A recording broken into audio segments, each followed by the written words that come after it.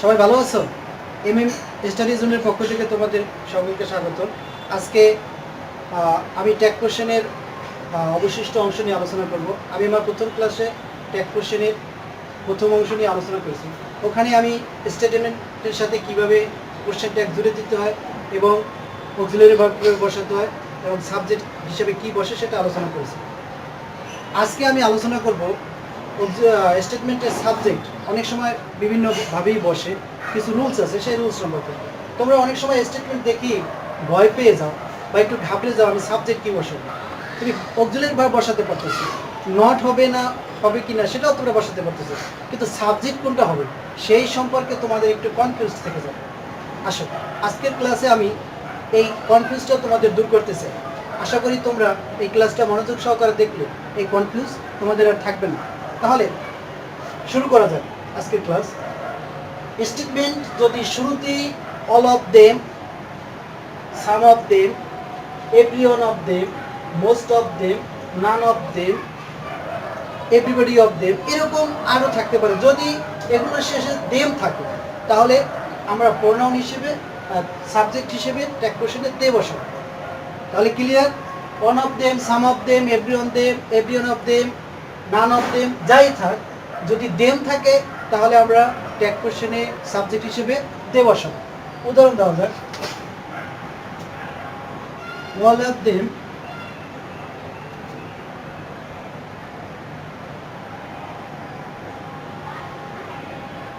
have earned the name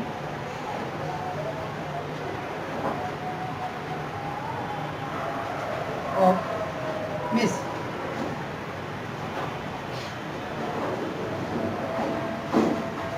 তাদের সবাই মেসির নাম শুনে থাকবে। তাহলে এখানে আমার দেখো অল অফ দেম আছে, তো আমি কি বলেছি, অল অফ দেম থাকলে প্রোনাউন সাবজেক্ট হিসেবে ট্যাগ কোশ্চেনে দে বসবে। এবং অক্সিলারি ভার্ব আছে কি, হ্যাভ, তাহলে আমরা কি বসাবো, হ্যাভ। যেহেতু এটা অ্যাফার্মেটিভ ফর্মে আছে তাহলে আমরা কি করব, নেগেটিভ ফর্ম করব, হ্যাভেন্ট দে। প্রশ্ন দিচ্ছি যাক, আমাদের ক্লিয়ার হলো। এবার every one of them,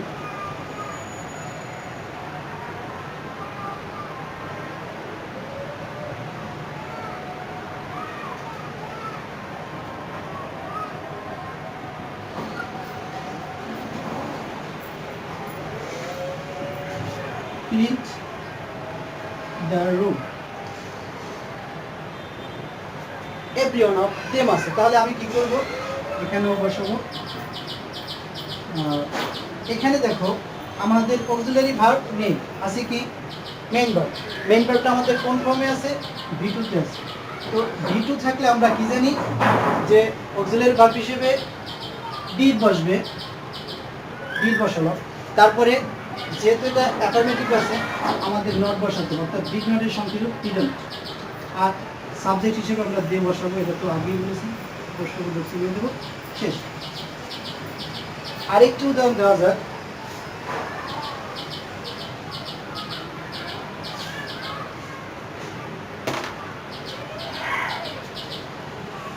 none of them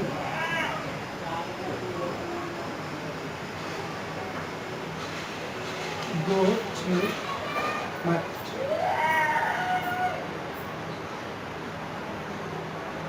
None of them go to market, তাহলে আমরা এখানে অক্সিলারি ভার্ব হিসেবে কি বসাতে পারি, যেহেতু গো আছে, এটা ভার্বের বিয়ন আছে এবং ভার্বের বেস ফর্ম আছে, অর্থাৎ ভার্বের সাথে এস বাই এস নাই, তাহলে আমরা ডু বসাবো। এখন দেখো এটা কি affirmative sentence, none of they go to school, তাদের ভিতরে কেউই মার্কেটে যায়নি বা বাজার মার্কেটে যায়নি, তাহলে সেক্ষেত্রে এখানে নান যেহেতু আছে, নান একটা নেগেটিভ ওয়ার্ড, অর্থাৎ এই সেন্টেন্সটা বা স্টেটমেন্টটা নেগেটিভ ফর্মে আছে, তাহলে আমাদের অবশ্যই ট্যাগ কোশ্চেন করতে হবে অ্যাফার্মেটিভ ফর্মে, অর্থাৎ এখানে নট বলবে না, তাহলে আমরা ডু দেব। তাহলে one of them, all of them, some of them, most of them, none of them এই জাতীয় সেন্টেন্স থাকলে আমাদের আশা করি সাবজেক্ট হিসেবে কি বসবে সে সম্পর্কে কোনো সমস্যা হবে না। এবার দেখো, যদি দেম না থেকে যদি থাকে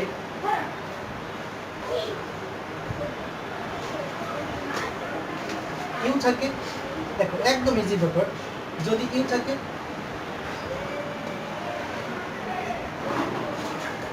তাহলে আমাদের সাবজেক্ট হিসেবে এখানে ইউ বসবে, সাবজেক্ট হিসেবে এক কোশ্চেনের সাবজেক্ট হিসেবে কি বলবে, ইউ বলবে। Very easy. তাহলে আমরা বুঝতে পারলাম যদি আমাদের দেম থাকে তাহলে দে বসবে, যদি ইন থাকে তাহলে ইউ বসবে। তাহলে আমরা বলতে পারি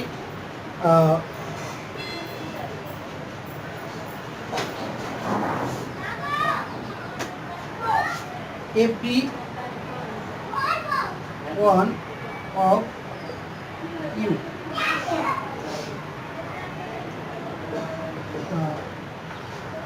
pass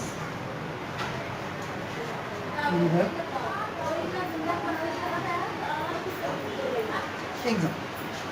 তোমাদের ভিতরে সকলেই পরীক্ষা পাশ করেছিল, তাহলে আমরা এখানে কি পেলাম, ভার্ব। আগে আমাকে দেখতে হবে অক্সিলারি ভার্ব আছে কিনা, অক্সিলারি ভার্ব নাই, আমার আছে মেইন ভার্ব, এখানে V2, তাহলে কি বসবে ডি, এবং যেহেতু নট নাই নট বসবে, এবং প্রোনাউন হিসেবে সাবজেক্ট হিসেবে কি বসবে, ইউ বসবে। মোস্ট অফ ইউ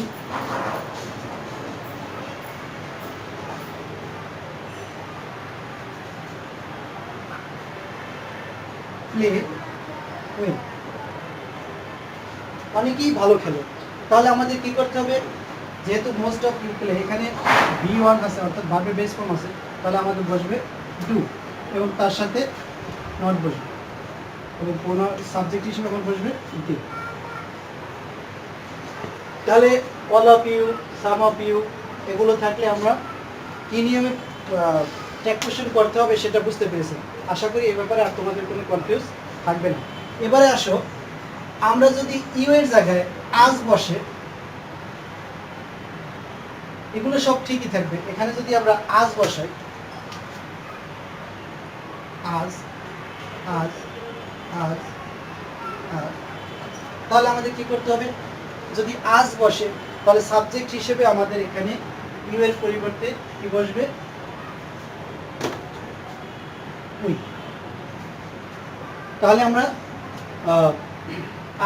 আজ থাকলে আমরা সাবজেক্ট হিসেবে উই বসাতে পারি। যেমন এভরিওয়ান অফ আজ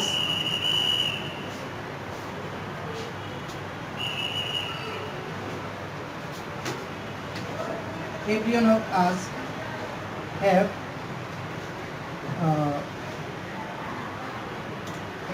heard the name of Haji Muhammad Mohsin।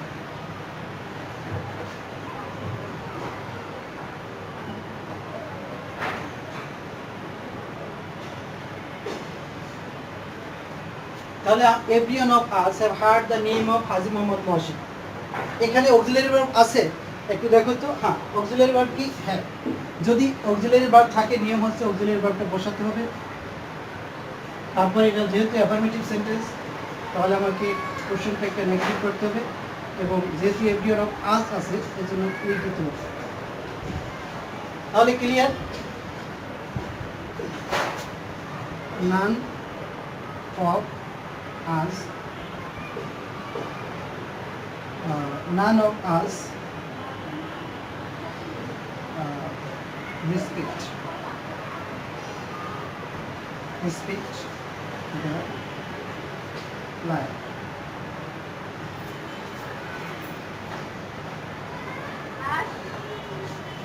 তাহলে এখানে none of us respect the life, তাহলে আমাদের এখানে কি করতে হবে, রেসপেক্ট আছে, V1 আছে, তাহলে আমাদের বসতে হবে ডু। যেহেতু নাম আছে, এটা নেগেটিভ ফর্ম আছে, তাহলে আমাদের এটাকে ডু নট বসবে না, এবং যেহেতু আজ আছে এটা আমাদের উই বসাতে হবে। তাহলে আমরা বুঝলাম যে যদি এখানে আজ থাকে উই বসবে, এখানে ইউ থাকলে ইউই বসবে, এবং দেম থাকলে দে বসবে। এবারে আমরা আরেকটি রুল নিয়ে আলোচনা করি।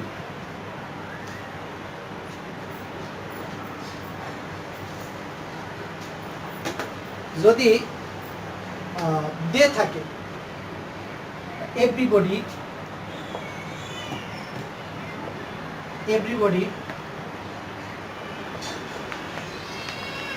everyone, nobody, no one, somebody, someone, all, না। এগুলো যদি থাকে সবগুলোর পরিবর্তে সাবজেক্ট হিসেবে আমরা দে বসাবো। সাবজেক্ট হিসেবে আমরা কি বসাবো? দে বসাবো। যেমন everyone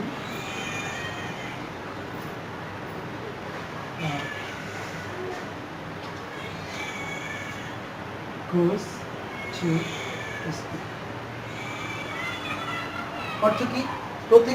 প্রত্যেকেই স্কুলে গিয়েছে, স্কুলে যায়। তাহলে আমরা কি পেলাম? everyone goes to school। তাহলে আমরা এটা কিভাবে করতে পারি?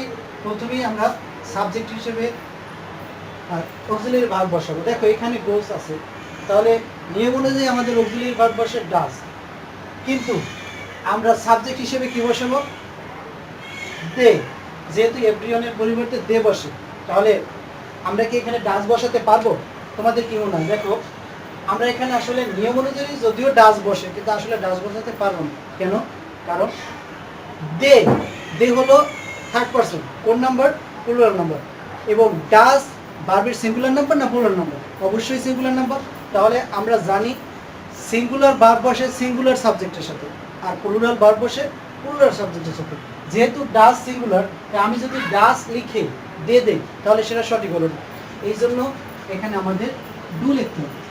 ডু লেখার পরে যেহেতু এটা অ্যাফার্মেটিভ, তো আমাদের ডোন্ট লিখতে হবে।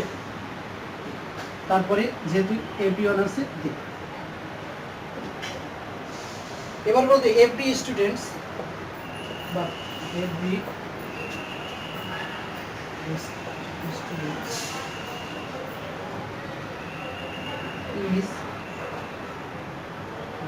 playing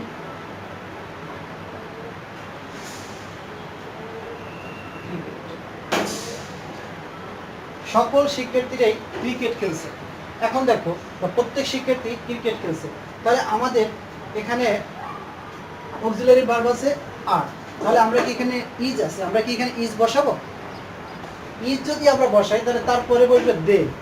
তাহলে দেখো ইজ কিন্তু ভার্বের সিঙ্গুলার ফর্ম, এবং এটা আমরা জানি শুধু থার্ড পারসন সিঙ্গুলার নাম্বারের ক্ষেত্রেই বসে, কিন্তু দে তো প্লুরাল ফর্ম। তো সেক্ষেত্রে আমাদের এখানে ইজ বসবে না, বসবে আর দে। এভাবে আমরা প্রত্যেকটা ক্ষেত্রেই সামওয়ান সামবডি থাকলেও আমরা করতে পারি। Someone fail in the exam, someone fails in the exam, কেউ পরীক্ষা ফেল করেছে, তাহলে সেক্ষেত্রে আমরা নিয়ম অনুযায়ী করে ফেলতে পারি। এভাবে আমরা everybody, everyone, nobody, no one, somebody, someone দিয়ে করতে পারবো। প্রিয় শিক্ষার্থীরা, তোমরা এই প্রত্যেকটা বিষয় নিয়ে, প্রত্যেকটা টপিকস নিয়ে তোমরা বাসায় প্র্যাকটিস করবে, এবং সমস্যায় পড়লে আমাকে কমেন্ট বক্সে কমেন্টস করে জানাতে পারো, উত্তর দেওয়ার চেষ্টা করবো। এবার দেখো আরেকটি নিয়ম নিয়ে আলোচনা করা যায়। যদি এভরিথিং, এনিথিং, নাথিং, সামথিং থাকে, তাহলে আমাদের প্রোনাউন সাবজেক্ট হিসেবে ইট বসবে। আর সবসময় মনে রাখবো যত থিং তত ইট, অর্থাৎ যদি সাবজেক্ট হিসেবে থিং থাকে তাহলে আমরা ইট বসাবো।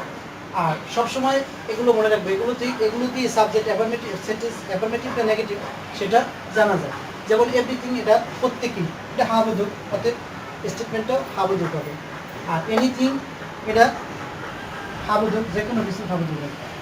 নাথিং, কোনো কিছুই না, তার মানে কি? এটা নেগেটিভ। আবার সামথিং, কিছু, মানে কি? এটা অ্যাফার্মেটিভ। যদি এগুলোর পরে যদি নট না থাকে তাহলে আমার ওই স্টেটমেন্টটা অবশ্যই হাবোধক হবে, সেক্ষেত্রে কোশ্চেনটা নেগেটিভ হবে। আর যদি এগুলোর পরে নট থাকে তাহলে অবশ্যই সে আমাদের এক কোশ্চেনটা অ্যাফার্মেটিভ হয়ে যাবে। তাহলে আমরা একটা দুই একটা উদাহরণ দিয়ে বোঝা যায়। এভরিথিং ইজ ওকে,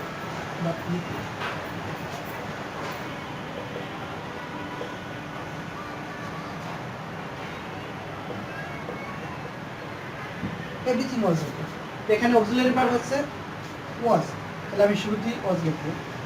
যেহেতু এভরিথিং সব কিছুই ঠিক আছে, ঠিক ছিল, তাহলে আমরা এখানে এটা অ্যাফার্মেটিভে পাচ্ছি, সেই জন্য আমরা কোশ্চেনটা একটা হবে নেগেটিভ। Was it?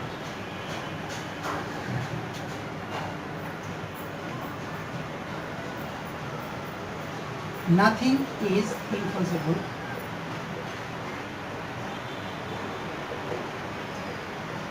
কোনো কিছুই অসম্ভব নয়। তাহলে আমরা কি দাঁড়ালো, নাথিং আছে। তাহলে আমাদের এখানে ট্যাগ কোশ্চেন হবে অ্যাফার্মেটিভ, অর্থাৎ ইজ ইট।